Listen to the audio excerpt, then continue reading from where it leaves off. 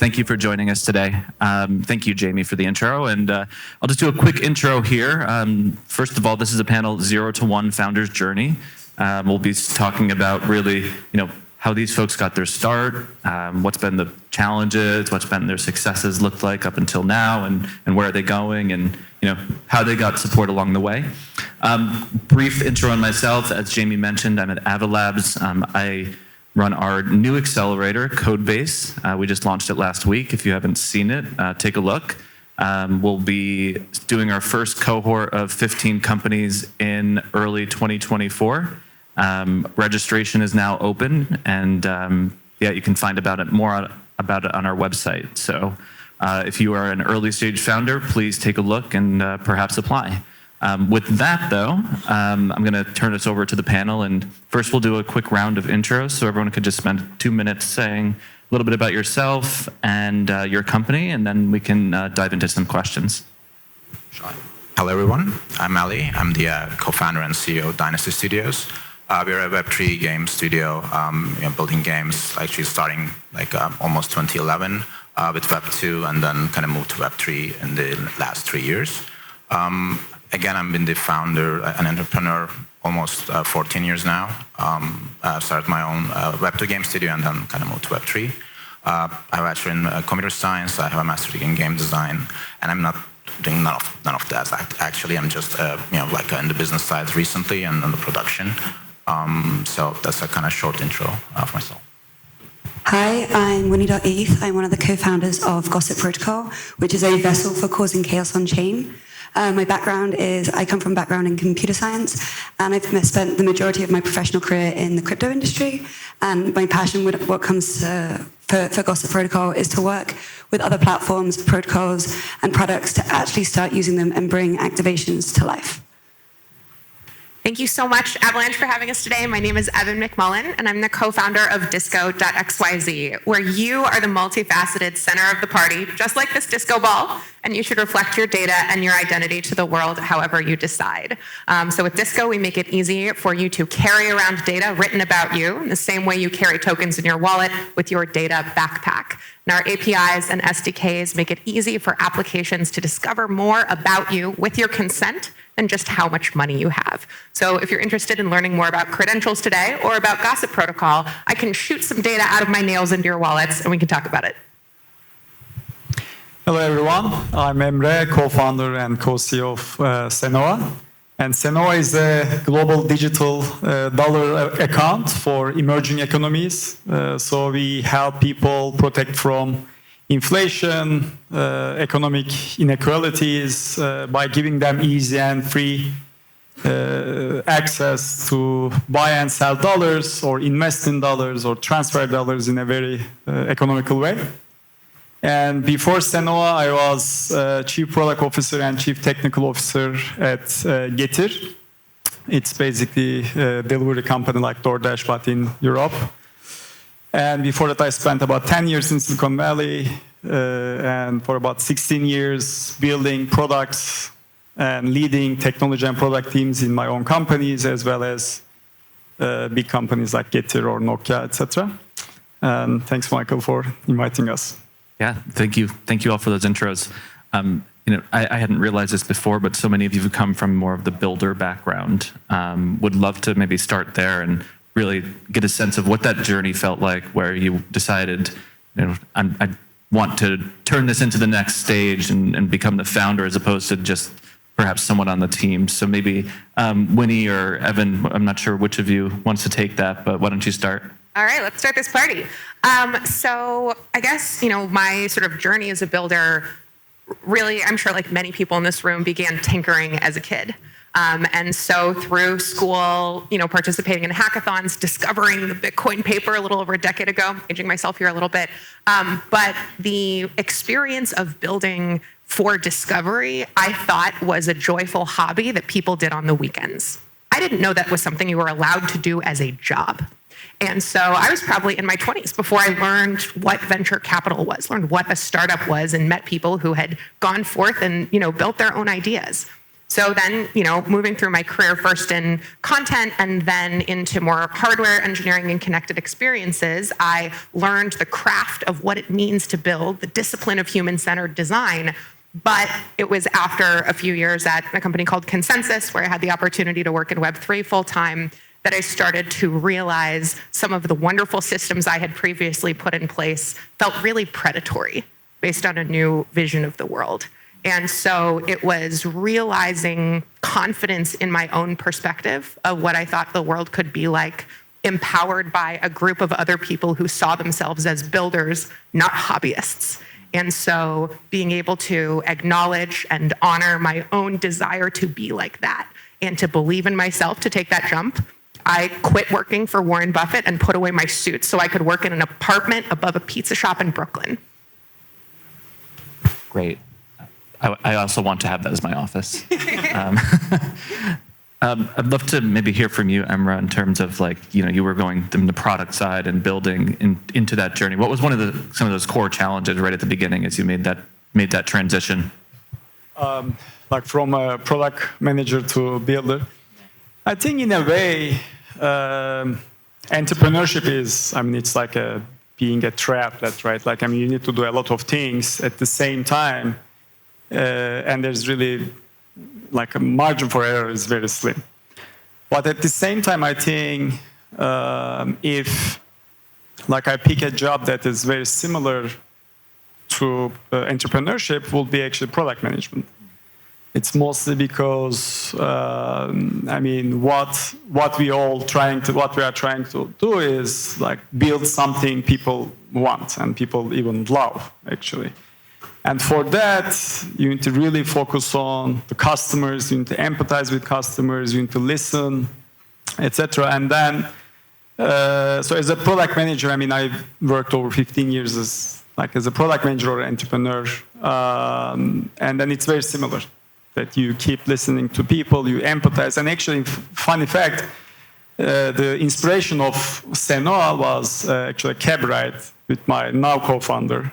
And at that time, a very good friend from Stanford. We were at a cab, and at that time in December 2021. And then the inflation and devaluation in Turkey was crazy. And we were in a cab, and then the taxi driver was telling us that he's actually working all day. And that at the end of the day, before going to his home, he would go to an exchange shop to actually buy dollars. Even doing anything, and then before doing anything, and then just go home. And then we said, this is a huge problem, apparently. And then that actually really stayed with us, and then that inspired us to eventually start Cenoa. So basically, long story short, I think empathizing with customers was very parallel in product management and entrepreneurship in my journey. Yeah. Thanks, Winnie. Can you maybe speak to that a little bit? I think that you guys are still early stage enough where customer discovery is probably a not insignificant part of what you're doing. So. That's exactly why we're here this week. Yeah. So we started Gossip Protocol about 2 or 3 months ago, with the main ethos being, how do we take these amazing things that everyone else is building and actually create engaging customer experiences for us to actually start using these products. The way we're going to see mass adoption with blockchain is if we start seeing mass adoption with products within our industry first. So one thing that we're doing this week, which is boots on the ground, in the thick of it, we have developed a full, with Disco and Kiki World, a full stack hardware to software system that allows you to exchange verifiable credentials with everybody that you meet by just tapping the acrylic nail. So the way that I see us having adoption is by creating the least threatening products possible, and what's less threatening than a manicure. So for me, it's all about causing chaos, having fun on chain, and that's just always been the main drive for me. That's great, and actually having fun on chain seems to transition nicely to Ali, where you're building gaming studios. So how do you feel that the game mechanics are really driving customer engagement, assumingly? Would love to hear more about where you began with that and really how you started to ideate on some of those initial ideas and then build from there, because obviously now you guys are up and running and funded. So can you speak to that? No, Absolutely. I think that gaming is a bit different than other products because like in gaming, until like MVP, you really have to follow the vision of the creatives.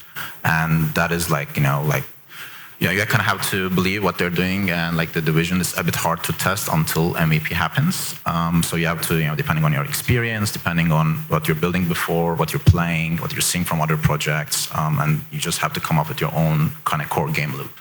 Once core game loop is there, then you can actually start testing and the data comes in. But until that, it is a bit more like you just kind of follow a bit like blindly, because like you have to also build enough gameplay to prove yourself this is good or this is bad. Like you need to have that make this decision, but you have to still have enough features and you have to spend money. You have to kind of like build that. So gaming for us is a bit different, like than some of the other products, because also you see that successful game studios, they don't release successful games every time. Like sometimes they fail, sometimes they there's no like a fixed formula to make good games. And so in our process, I think it's a lot more creative and start with that. But after a while, of course, the data becomes a huge role. You test different feature sets from the players, then tweak those. And those parts are, I think, easier because then now you kind of prove yourself, okay, this is going to be a good game. And then after that, I think you can be a lot more relaxed. Yeah, that's great. And it kind of leads me to the question around iteration and lesson learned, right? I mean, at the end of the day, not every feature or every product is going to work. This is a big part of the founder journey, I imagine. Would love to hear from each of you maybe around like one of those core lessons learned or something you wouldn't repeat doing again. I think that oftentimes those are the things that are, guideposts for people to avoid or just as helpful for those to go to. So maybe, Emre, why don't you go ahead and tell us some about it. Sure. I think, so again, in my previous answer, I was telling you like build what customers want, but it's actually easier said than done. And one of the lessons that we learned, or I learned actually over the times is, there are now these days actually a lot of frameworks, playbooks all around, like you can find like in internet, in Twitter, like YouTube, whatever, like you can find actually a lot of frameworks, a lot of playbooks, etc. Having said that, oftentimes they are very specific to the situation, specific to the company, etc. And then in one method might actually not work for you, for your company, or for your situation, or for your users, etc. So, and having studied at the business school, then I geared myself up with all these frameworks and all these playbooks, whatever, but I realized in real life, they often don't work. Or exactly, they don't work exactly. So I think one lesson is really, when you start a company, I think unlearn from what you learned from the past, and then really focus on the customers and build all the feedback mechanisms and triggers to a product, and just try to get as much as information, both quantitatively, qualitatively, and then really build their own product sense and customer sense to be successful. I think that was not the key for me at least. Evin, I saw you shaking your head. Oh, definitely. I completely agree with what you're sharing here. I think it is imperative for us to remember that we work in the service industry as builders. And unless we contemplate the fact that our job is to solve problems for the human beings and entities and protocols that we serve, then we will not be in a position humble enough to hear not only what they say they want, but what they express their problems are, their challenges are. And so in addition to bringing empathy to the experience of, even a protocol, I think it's also important to, especially when we get really technical like that, one lesson for me that's kind of led out of it is that, as builders, we inherit the sins of our stack.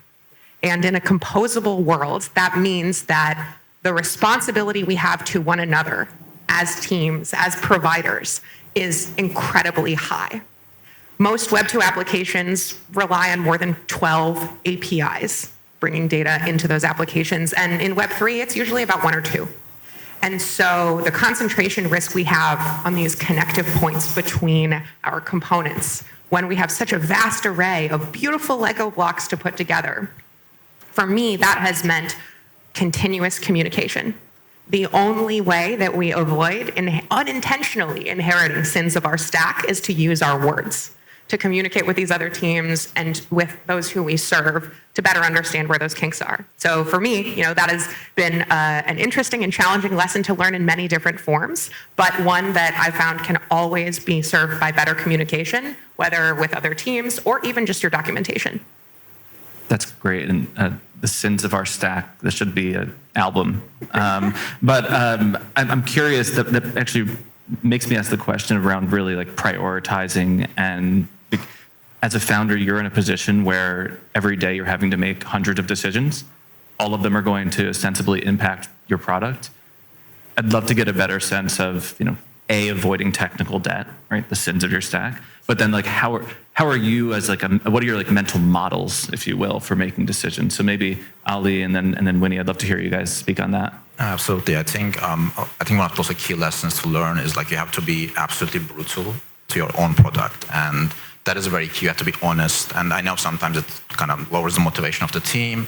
And you may find that yourself in a bit like an uncomfortable situation. But if you find out your product is not good enough when you release, then either you don't know what a good and bad product is, or like you're overly positive or optimistic throughout the whole development. So for us, it is a very important way to make that kind of like brutal decisions and like make sure that it's a really good project, really good game, and like it shouldn't be a surprise for people. Like once you find out like it's not good enough, like you have to really convince yourself, but at the same time of course you want to be like a positive, but you have to be really control that feeling. Because you're building something and you might lose your objectivity through your own product, and that's very key, especially in a game studio because we have so many different backgrounds with people like technical people, designers, creatives, business people. So sitting down and actually making that like a kind of decision together is very key for us. So that I would say, also I think it goes for other startups as well, to be like brutally honest in your own product.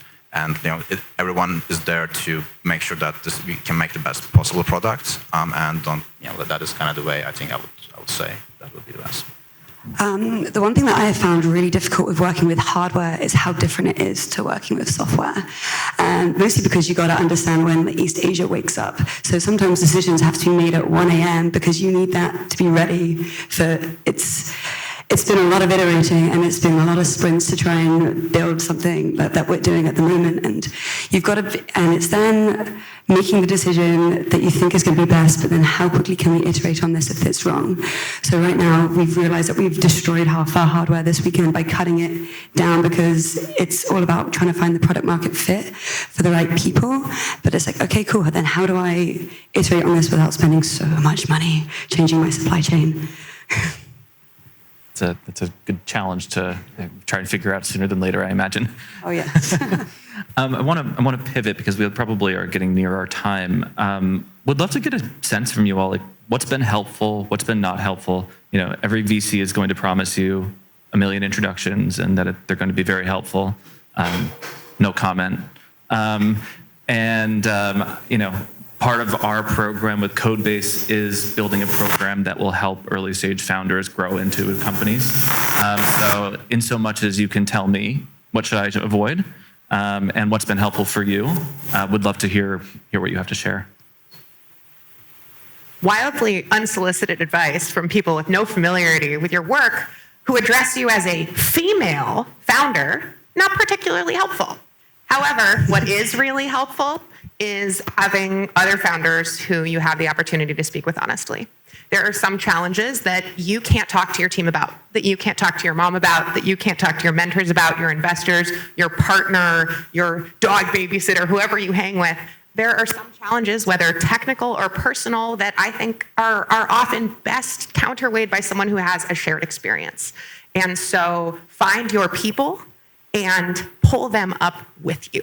Because I've also found that even in really challenging moments, taking a second to step back and to show up for another founder helps you kind of get back in the driver's seat and remember why you're there in the first place. So for Codebase, I would encourage, peer-to-peer support, and I would encourage you to please only refer to all people with their gender before the word founder, not just women.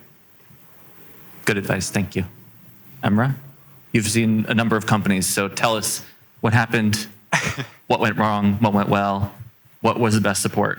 Well, I mean, as you were saying, like I definitely agree with Evin that, especially founders, for instance, like we right now operate more than 40 countries, and then being expert in more than 40 countries is just like very difficult.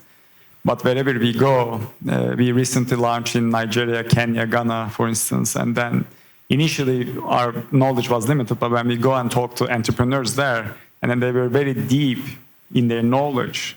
So that definitely helped us. Like as Evin said, I think it's great that entrepreneurs give each other support in terms of tough times, rough times, but at the same time, they know a lot because that's what they do. They learn, they figure out problems, etc. So, which was very helpful for us, was really connecting entrepreneurs all over the world to really understand the market, the products, etc. I think that's one.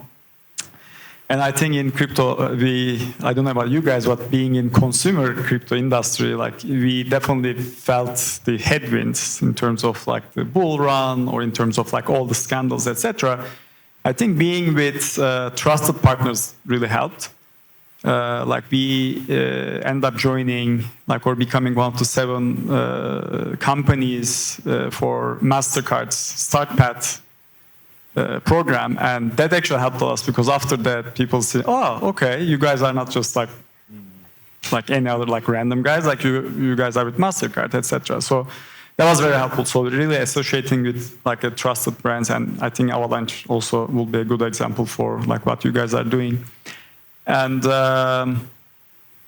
really going back, I mean, I keep saying the same thing, but really at the end of the day, like wherever you meet the customers would be great. Like we actually end up going to a bunch of conferences in Nigeria or like panels in like some other countries, etc. That actually helped us a lot. And what was not helpful, I already told, like I think the old frameworks or like all the playbooks, etc. I mean, they worked at some point for some people, but it doesn't guarantee that they will work for you, for your users, for your product. So that will be the answer. That's great. Winnie? I would say the best thing that I have found being the most supportive is finding communities to align with. So for me, it would be like Shi-Fi and Boys Club. So it's people that I can see myself in. It's like I do look at male founders and I look at their journey, and that is absolutely not applicable to me. Therefore, I feel like their advice does not align with the journey that I'm on and with the struggles that I have. If I find other founders who, you know, they're doing similar things to me, that just feels like it just gives you that confidence as a founder to kind of grow. So yeah. That's great. Ali? Yeah, so I think one of the things like, you know, from advisors, consultants, investors, of course they're all there to help you, but of course no one knows better than you, like your own product and your own company. So you shouldn't be afraid to making decisions, and sometimes maybe you have some conflicts. So I mean, and also because they're not really spending all their time, right? I mean, you're there to do that. So I see entrepreneurship as like, it's like an enlightened despotism. That's how I describe it. You have to listen and, you know, observe all the you know, like views, but then it's at the end it's you make the decision. It's you know, it's not a democracy. Like you don't run things in democracy in entrepreneurship, because at the end, you know, if things go bad, then, you know, you'll be the founder, and no one, of course, will take responsibility, like the consultants or advisor, which is fair. So I think you really have to listen to everyone, but then at the end you have to sit down, either yourself or with your co-founders, with your team, to make a decision. So that is, I think, one of the most kind of helpful advice I can give. But I agree as well. Like it's like you really, you know, it's a bit lonely being an entrepreneur, I think, and your co-founders are very important that you can talk to, other founders as well. But also, I think your family and people you're close to. I'm actually very lucky in that front. So, you know, I can talk to my wife about many things. So, and she's very supportive. So I think those things are kind of important, because sometimes you also want, you know, like to talk to some people, and it's, as you said, it's never easy. And so that is, I think, the thing that you have to spend more time with your family and friends.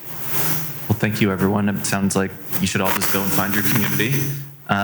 You know, that's what we're hoping to do here with, obviously, Avalanche and then Codebase as well. So, you know, I really want to thank our panelists today for sharing a little bit about their journeys. Really enlightening for me. Hope everyone else enjoyed as well. And I think we're going to take it away from here.